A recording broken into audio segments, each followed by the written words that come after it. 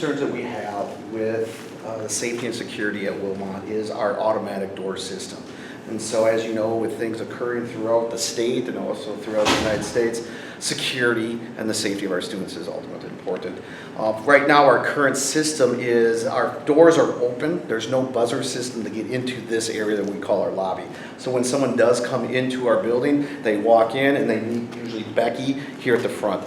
Then what they do is get signed in, and then they get buzzed into our main door. What we really need to do is upgrade that. Years ago when this was established, we wanted our schools to be an open place where everyone felt welcome, everyone wanted to be coming into our building. We still want that here at Wilmot, but what we want to try to do is create a system where they are buzzed in once they identify themselves and still outside. So we know who's coming into our buildings, so we have that safety and security, that two-step process that we call with safety and security. Also with safety and security, another thing that we're looking at is obviously camera systems. Our cameras are outdated. Our internal and external cameras are quite outdated, which we need to upgrade once again to keep our students and staff safe. So Mike, anything else, or Dan? No. Yeah, just to piggyback off that, some of the systems that we have date back to 2007. Some of them are a little bit newer, but any of the electronic systems, 10-year max life on those. Those are definitely end of life, and those are part of the safety and security that we want to have a comprehensive upgrade in the building. Stadium, football stadium, track, our courtyard. I'll be honest, one of the most beautiful areas I think throughout the state to host any kind of athletic event. But like with anything, we have a lot of infrastructure needs that need to be updated. Our patio here is cracked to such a degree that we have put up warning signs. Our structure, our track that Dr. Plur is going to talk about a little bit more in detail has to be upgraded. But we have some beautiful, beautiful things here at Wilmot. However, over the last 20, 25 years, we need to upkeep it. We need to ramp it up. We need to make sure that we keep a space like this, not only for our youth sports, but also for our high school sports and our athletes, making sure that they're up to the condition that we need them to be. So one of the projects that taxpayers will see on our list here is to update our track. It's not regulation shape and size to host time meets. So we're looking at expanding the straightaway and then redoing the fencing on this side so that Wilmot Union High School can host conference championships, regionals, sectionals, things like that, and give our students the opportunities that students at other high schools enjoy. One of the greatest things about this spot is during the weekends and at night is the youth. Our youth cheerleaders, our youth football teams, our youth soccer. This area here is used 24/7, especially in the nicer conditions and nicer months. Even, we have other schools coming in that want to use our track and our facilities because you don't find a nice open facility like this in our area. We're calling this a community referendum because this building belongs to the community and it's really used by the community all day long, all week long. As Mr. Carl talked about, we have programs here for the community before school and after school. We have camps, classes, and other opportunities on the weekends. So, we really see this as a community investment and not just, for families of students that attend school here. Perfect.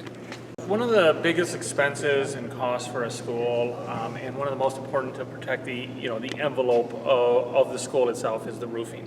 That's not something that people see regularly, but they will see when we have a rainstorm and it's starting to come through the ceiling and we have garbage cans set out. Our roofing, the majority of our roofing is getting toward end of life. And we're looking at upgrading that. Now that's something that we can't just absorb in our regular budget. That is something that we have to reach out to the community to do as a large project. Mobilize, the most cost-effective way to do that is to mobilize a significant portions of those roofs at one time. And that is something that's very important and needed here at the school. I think one area that we talked about is when the referendum was passed in early 2000, we built an outstanding, beautiful field house that we use for Veterans Day basketball games throughout the community. So we want to once again protect it. We're seeing leakage coming down into our brand new resurfaced basketball court, and we want to once again make sure to take care of the environment for our community. And I think that it's important for the community to understand that this is not lack of maintenance. We have a regular service agreement and a roofing company that comes out and do regular repairs, patching, inspections in the springs and the falls, make sure that all the drains are working properly, along with our team working. This is just normal wear and tear, just like you would have on your house, only in a much larger scale. And the field house is like basketball, like the gym? Sure. Yep. Exactly. It is, once again, for youth camps, for our high school programming, for our PE classes, for Veterans Day. Our community outreach uses, that space for pickleball, for our senior citizens that belong in different leagues. So once again, like the same example with the football field, our field house, once again, one of the best in the area. We just want to upkeep, maintain it, and making sure that it's a working condition for our community. This field house here and above our beautiful theater that we can show you next. We have had some garbage cans lined up on the top of those bleachers. We've had some garbage cans out on the wood floor. We quickly get them patched, but again, it's getting to be the point where replacement is the best option to preserve, cost over time of repairs, and then also just to protect this facility. We definitely don't want to be coming in after a rainstorm and having a large puddle that's pushed up, this beautiful floor out here. So we have theater classes. We put on a play in the fall and a musical in the spring. And then we also rent out the theater to different organizations for their performances as well. Yeah, like some of the small stuff that's hard to see, but an example is just the updating of our emergency lighting. We've had issues where it has been kicked by people and shorted out. That is something in the referendum that we would change that to LED, low voltage, a safer option. Just these are small things that kind of add up over time to be able to upgrade to a more modern and safe standard. Right, yeah. And then you mentioned the sound as well, like the sound system. Yeah, too, so we would be updating our lighting board. The lighting board still uses 3.5-inch floppy drive to program it, which I don't know if you can even buy those anymore, or you could find a computer that could actually use 3.5-inch. I probably do at home somewhere, but yeah. So that our lighting again, we're using high temperature incandescent bulbs where now it's LED, a lot safer, fire hazards, more modern. And this is original to 2006. So most of this equipment, it needs to be updated every 15, 20 years, and that's where we're at. I think one area about this theater is it's also a classroom. So we run a lot of our classes out of here. We have a adopted theater class. So it's a theater class for our special ed students working with our peers. Also, this theater is used, once again, almost every weekend by our youth and our community. And so once again, the necessity of making sure that we have an operational, functional theater, not just to serve a classroom, but also for our community, is one of the reasons why there's so much time and energy put into this space.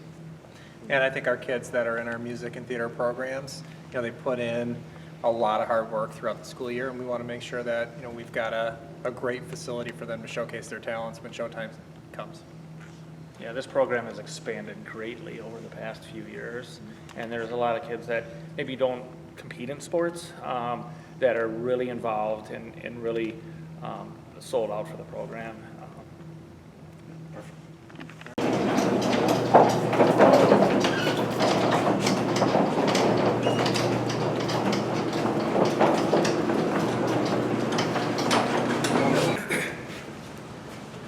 Okay, so now we're in our technology and engineering department, part of our building. It used to be known as shop classes. They're tech ed classes now. You can see, we're preparing kids for careers right out of high school. This is one of the areas of the building that we're looking to improve. Obviously, we don't have a ton of space here, and if you can imagine, a class with 20 to 30 students, it gets pretty cramped. Over here we have our welding days, and we only have a few. And welding is a very popular program here. And when students learn to weld, they can get jobs that pay them very well. So we're looking at expanding this area, consuming The 2 classrooms on this side, opening up some spaces in the walls, adding additional welding bays, and then also it will allow for better supervision of the students by the staff members in here, and free flow, because often students need to use machines in different rooms. So we're really excited about the upgrades that we have planned here, and we really think it's going to be great for students to learn the skills so that they can be employed during high school, but also get great jobs when they graduate from high school. For example, we have 6 students right now working at Scott Forge, and some of the materials and lessons that they learned here, they're taking over and getting paid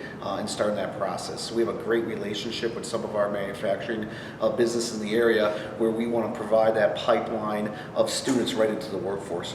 What we're finding out is the equipment that we're training our kids on are very outdated compared to what they're seeing on the floor when they go into the workforce. So we have to make sure that our kids are prepared when they go into the workforce, that they have a leg up.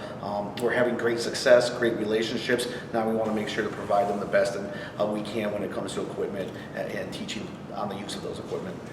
Right, yeah. And those 6 students are still studying or graduated and they're... No, they're still studying, so okay. something that we have is a student apprentice program. So they can take Oh, classes here part-time and work over there. We have a young man that we're going to be doing a video on very shortly, where as soon as he turns 18, Scott Forge is going to offer him a contract because of how well and the skills that he has Oh, learned. really? And Oh, so it's all those, once again, important relationships, but also, once again, learning what it takes to work in the workforce right after high school.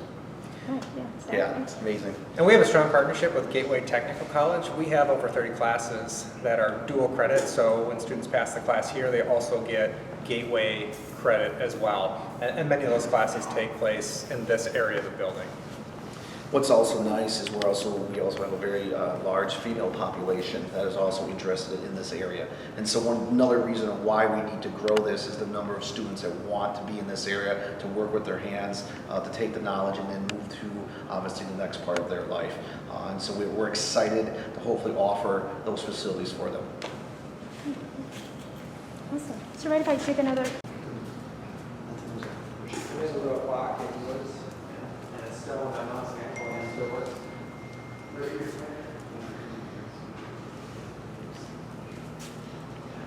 And we have the luxury of having extra space in our building. We're at about half capacity, and we talked as a team, what can we do with our space to provide a benefit for the community? And the idea of opening up a daycare facility through our community outreach program became our top choice. So we're in the district office area of the building right now. To my right is the district office, and to my left are some open classrooms. So we are looking to renovate this area and turn it into district office on one side and daycare for 6 weeks old up to 4th birthday on the other side. We've got an entrance exit to the building right over here that's rarely used. Part of the plan would be to make this a secure entrance so that when parents come to drop off their kids, they could enter right into this room here, which would be the lobby for the daycare. Not only that, but we also have classes in our curriculum where students learn about child development. And we see it as not only a benefit to the community, but also a benefit to our students, because they're going to learn to work with small children. And I think it's a win-win. I'm very excited about the opportunity here. And because it will be run through community outreach, it won't be limited to just Wilmot Union High School district families. Anybody could enroll their students or their children into the program. Impact. What also we see is we have honestly a lot of our staff, newer to our community, newer families, and are always asking about daycare. What can we do? So we also see it as a benefit to our staff and retention and keeping those families in our community. Right, yeah. And if we were to have students that had children of their own, we would make it a priority that they could have their child here at the school. Yeah. So students, staff, they will be able to have the children here, in the daycare? In the building, In the yep. building? Yep. So one of the areas that you're seeing here is our food science. And once, just like our tech lab, is we see the limited space. Every year, this is one of our most popular classes, foods, go figure with high school students. But we have to limit the enrollment based upon we only have 6 stations. So every semester we're looking at 30 to 40 to 50 kids that can't take this class because the size and the equipment that we have here does not meet the needs. And so once again, part of the referendum would be to renovate this area to make sure that we not only have the space, but also increase and look at the equipment that is needed for our kids to go into the culinary world. Once again, a lot of these classes are dual credited with Gateway, so students are getting Gateway credit at the same time they're getting high school credit, and then using that opportunity to go right into the workforce, very much like our CTE program.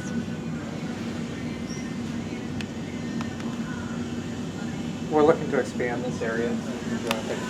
Because we've got some people working in here, but this is too small for our program as well.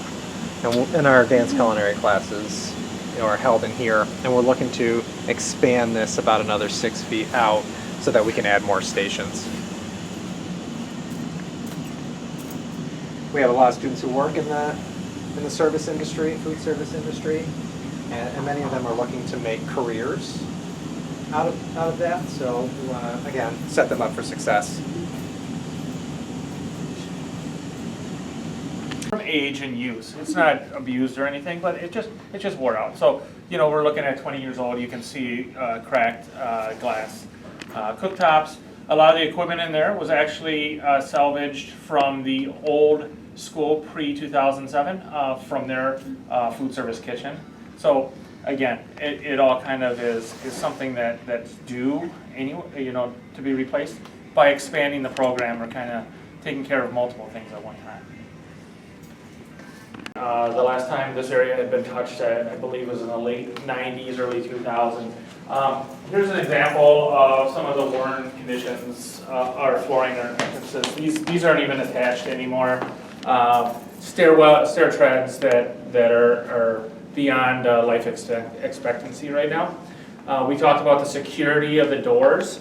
Some of these doors, as you can see, have difficulty closing. I'll show you another set over here that do not even open in the winter at all. The outside, we have to block them off, which is obviously a hazard. Another thing is 1/3 of our building is not sprinkled and fire protected with sprinklers. And that is something that we would be investing in to finish that project, something that causes some of the teachers to be able to do different things in their rooms that they can't do now. And again, expanding our fax area over here would require that regardless. But that is a major cost that we are going to the taxpayers for.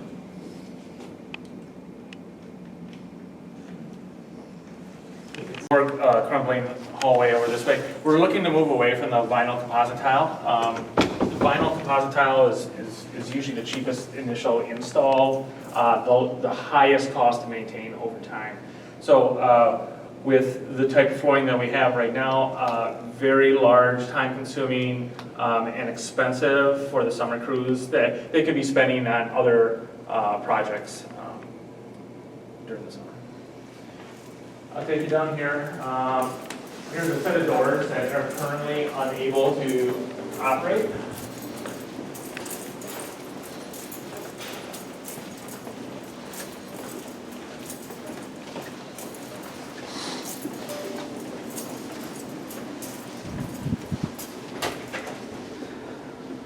So we're looking at having a large amount of concrete work on the outside of the building. Most of the sidewalks replaced on this side. Crumbling, we had a staff injury with a knee cart that went down into a large damaged area of our sidewalks.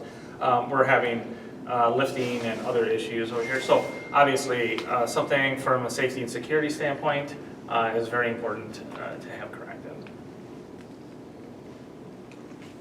On that, but the doors do not open in the winter. We have to wait for, it's kind of a sign of spring when the doors settle back down and we can actually open them again. It tells us that spring is here.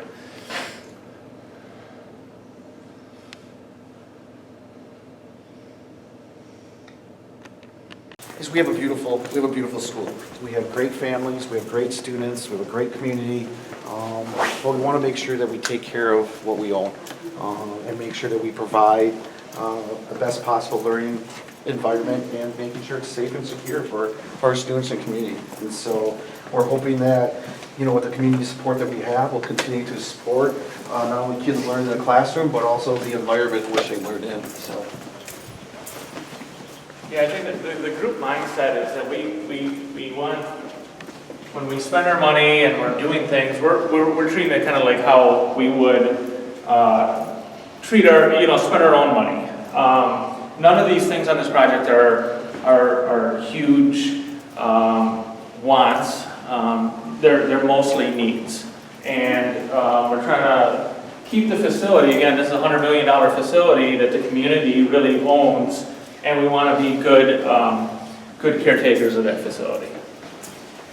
I do want to add, we have a Panther Sports Complex facility. It's in a different location, and there are a couple key projects over there as well. We have major drainage issues with our baseball and softball fields, and we have to cancel several games a year in the spring, typically in April. So we are looking to turf the infields of both varsity baseball and softball, so that we don't have to continuously cancel games, but also provide a competitive playing surface, which is similar to other neighboring high schools. Also on that list is maintenance work on the tennis courts, which is used by the community both for tennis and pickleball. There are some courts that are really unplayable now, and we need to do some major repairs to those so that we're able to use all of the courts. I do want to add too, so this referendum here is unrelated to the operational referendums that we had the last 2 years. There's nothing in this referendum related to staffing. This is all about our facilities and our equipment. In the last couple of years, we've worked very hard to get our budget in order. We ran a surplus last year, and we're hoping to have a surplus this year, but it's not large enough to pay for these projects, which is why we have to ask the community, to support the school district. An investment in the school district is an investment into the community. Strong schools make strong communities. I believe that our students deserve to have great facilities to provide them with the education that they need to be competitive when they leave our school and enter the workforce. That's what I would say. Sorry with this. Only thing I would add is, once again, we want to make sure that our students are learning in an environment in which they can succeed once they graduate and leave our building. Also, this is a community school. We see this building used nonstop, 24/7, 365, and we want to make sure that our community understands the importance of this building that we have for them also. Okay, so we have the luxury this year of paying off the last of our debt as a school district. Will be debt-free after the last payment this year, and because of that, our tax rate will drop. And it really is the opportune time to ask the community for a referendum. So we're expecting, and it's really just an estimate, because there's a lot of variables at play, but we're estimating that the referendum will cost the taxpayers about $47 per $100,000 of property value per year, which would still result in a $49 per $100,000 of property value decrease. Again, just an estimate, but we do know if the taxpayers vote to approve this referendum, they're still going to see their taxes drop.